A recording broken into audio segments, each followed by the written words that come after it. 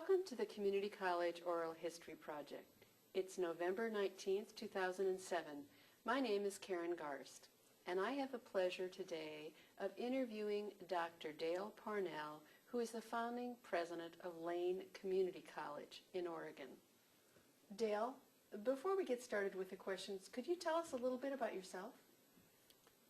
Well, I'm a native Oregonian, born in Monmouth, Oregon. One of the interesting things is we live at Capitol Manor, a retirement community here in Salem, and that was our family farm when I grew up. So they say you can't go home again, but I'm trying. How interesting. Isn't that's kind of a fun one. I learned to swim in the Willamette River, and we had a place called the BBB, the Boys Bare Butt Bathing Beach. No girls allowed.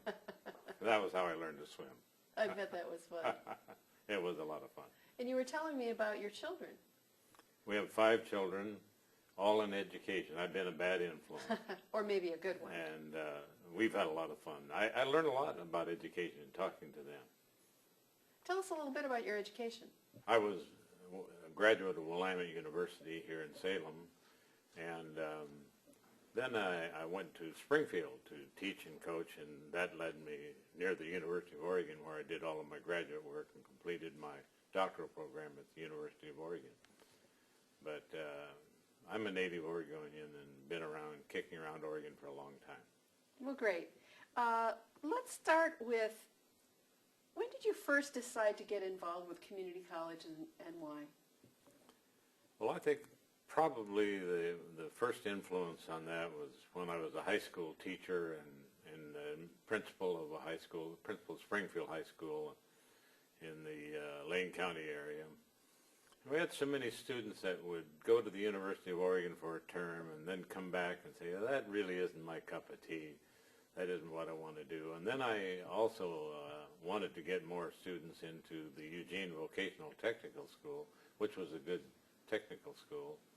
But they didn't have room. They had so many students of their own in the Eugene School District that I couldn't get anybody in there. So I stumbled on literature about community colleges. I can't even remember how I got a hold of that. But I began to reading, and I said, that's what I want to do. And I talked to the director of the Eugene Vocational Technical School, and he was very interested in converting that to community college. And one of the people that really helped us was Dr. Arthur Fleming, president of the University of Oregon. Well, that's interesting. Tell me more about that. He became a good friend. And he had known a lot about, he had come from Ohio or somewhere where he'd been acquainted with a community college. Early days, in those days they were called them junior colleges. And he encouraged us. Bill Cox was the director of the Eugene Vocational Technical School. Bless his heart, he's gone now. But he was very responsive, and we kept meeting once in a while and talking about it. And then I became the county school superintendent, which put me in a position to work with all the school superintendents of the county. And I have to give the school superintendents of the Lane County a lot of the credit for starting Lane Community College. They became very enthused about it, and the Eugene School District was very responsive, and we converted Eugene Vocational Technical School to Lane Community College, and that's how we really got it started. Well, now tell us a little more about the Eugene Vocational Technical School. Was that part of the school district? Was it limited to to the 12th grade? It was limited to the 12th grade, but they looked up and all of a sudden they had a lot of adults taking like evening classes and that thing. But I have to give credit to a person that a lot of people don't know about, Lillian Van Loan. She, in the late 30s and early 40s, started Eugene Vocational Technical School in the days before anybody was thinking about doing this. And her husband then later became the first president of Southwestern Oregon Community College in Coos Bay. And so I point back to a person that really laid a lot of the groundwork for the development of the community college in Oregon, and that has never gotten any credit for it. So your first community college experience was at Lane Community College. I'm hesitant to ask you your first position because I have a feeling you may have started as president. Tell us about your first experience with Lane. Well, I was the county school superintendent and had been heavily involved in by the way, we passed the citizens of Lane County, it was about an 80% yes vote to start Lane Community College. That's amazing. And you wouldn't do that today, I don't think. But we developed a theme called Within Reach. And that meant we wanted to develop an institution that was within reach of the students financially. That's an article of faith which I still cling to today, so that we had a community college close enough where people could drive to it, have access.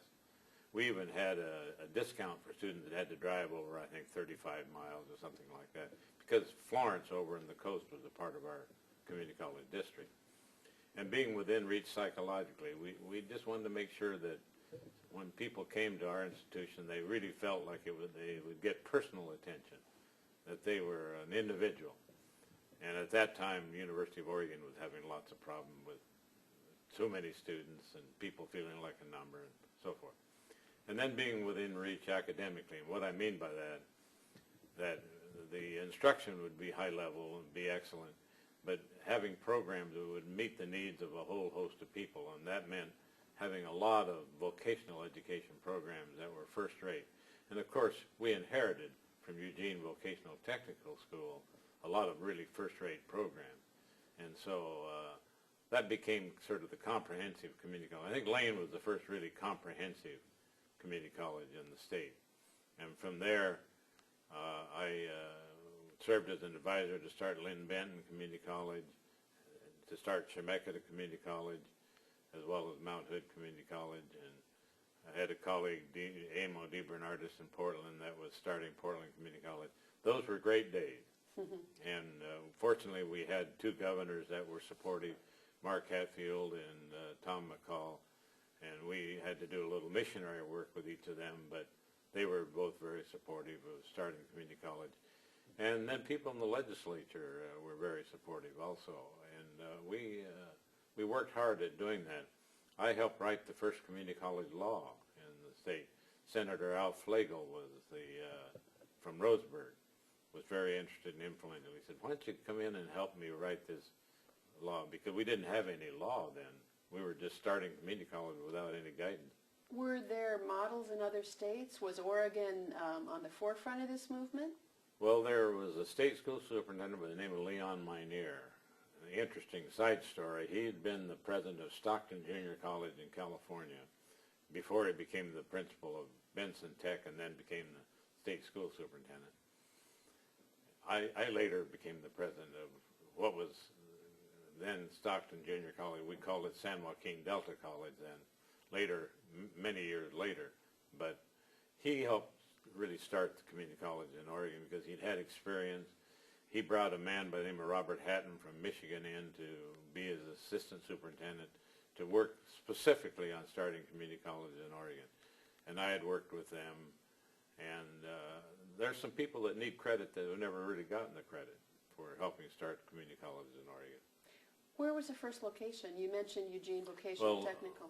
The Eugene Vocational Technical School had a campus near the Willamette River. I can't remember the address, but they were part of the Eugene School District, as any other school would be. And we inherited that facility.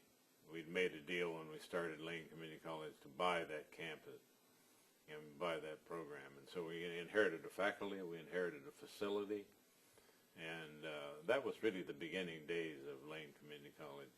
We had classes all over Lane County. We took over an old abandoned elementary school in the Bethel School District. And for the first 3 years, I think we had classes in 40-some different locations around Lane County. You mentioned comprehensive community college. Would you like to define that? Well, when I said within reach academically, I meant having programs that really meet a lot of different needs. And one of the things we haven't really faced up to in this country is the fact that not everybody needs a university education, but they do need some post-secondary education. And this was back when we were starting Lane Community College in 1964. And even then, people needed vocational education or some form of that, or they needed the opportunity. I've often felt sometimes students will go to the university because they don't have anything else to do, and they don't have a clue what they want to do or what they want to be, and they find, well, that isn't really my cup of tea, but they do need some kind of post-secondary education. And at that time in Oregon, we didn't have community colleges that were what I called comprehensive, that offered that opportunity. The few that were here, like Central, Treasure Valley, Clatsop, were basically college transfer institutions to get people started so they could go transfer on to the university. That's an important part of a community college, but it's only one part. And for a young person that's trying to decide what do I want to do in life, community college is a pretty good place to start. What were the biggest challenges starting Lane Community College? I think probably funding was the biggest challenge. We had to work hard with the legislature to get state funds for this. And in terms of building campuses, there was no money to build campuses. And so trying to pass a bond issue for people to tax themselves to build a campus. But we worked hard on that, and I again have to give a lot of the local school superintendents a lot of credit because they were in the local communities. We passed our first bond issue, $10 million bond issue, with a large vote. I think it was something like a 75% yes vote. Could you do that today? I don't think so. But we were able to do it then because people were excited about the mission of the community college. That within reach idea really struck a chord with a lot of people. Did you have, the first few years, did you see a huge growth? Oh, well, we inherited the technical school, and that started with about 1,500 students. And in our first year, we ended with a little over 3,000 That's full-time amazing. equivalent students. People were ready for this. And, of course, part of that is something I worry about today. We were able to establish the mission of the community college in understandable terms, so the public bought into that. And there was a great deal of enthusiasm, newspaper editorials, articles, local school superintendents preaching the message. We stayed on mission all the time, never got off mission. Well, I think somebody seeing this might want to take your within reach that you explained earlier and use it again because it's just as applicable today. Oh, I worry a little bit about people losing the sense of mission. When I grew up on a farm and had to milk a cow, one thing I discovered about cows is they won't stay milked. You milk them every morning and every night. And that's true with being the president of a community college. You got to preach the mission every morning and every night. You got to stay on mission. And I'm afraid we don't stay on mission very well. You said that you inherited the faculty from the Eugene Vocational Technical School. Tell us a little bit about recruiting faculty from going from 1,500 FTE to 3,000 that first year. Well, we picked up faculty from all over the place. There's a lot of high school people. We picked up, I hate to confess this, but we tried to pick up the best teachers we could out of the high schools in the region that would come in and teach. Some were part-time, but we also, for example, in the social sciences, I wanted to have people that would come in with a balance.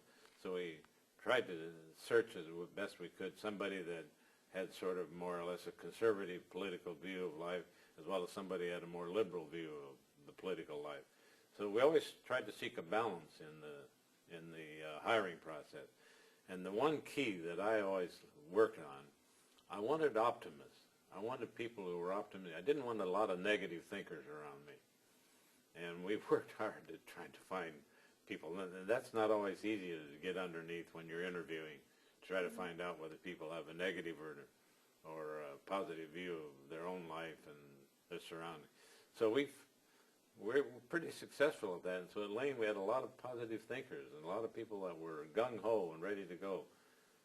What were the students like then, your first students? Well, of course, the core of them were the vocational students from the technical school. And we would get them together. We had them vote for student body officers in their first year, and we had them at our home. And that was a lot of fun, choosing the name for the athletic teams and